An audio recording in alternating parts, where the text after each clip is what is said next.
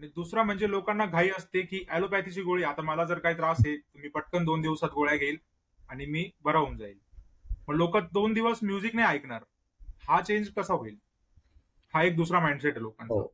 आता याच्यामध्ये असं आहे की झोपेची गोळीचं उदाहरण घेतलं तर झोपेची गोळीची आज घेतली की आज झोप येईल, उद्या परत काय, परत गोळी घ्यायची, परवा परत काय, परत गोळी घ्यायची. आणि मग या गोळ्यांचे दीर्घकालीन परिणाम जे आहेत ते सोसायचे, कारण त्याचे नक्कीच साईड इफेक्ट्स असतात, त्याचे परिणाम असतात.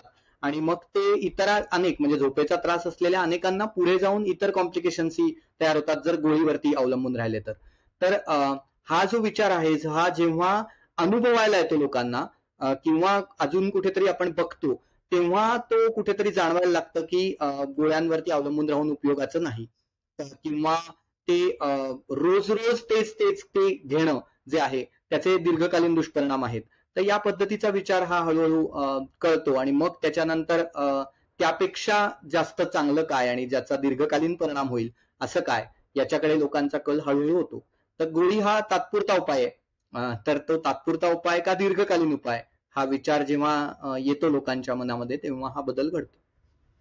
शॉर्ट टर्म मध्ये घ्यायचा असेल तर ऍलोपॅथी घ्याच, पण जर लॉंग टर्म तो प्रॉब्लेमवर आपल्याला सोल्युशन हवं असेल तर music therapy is the best option.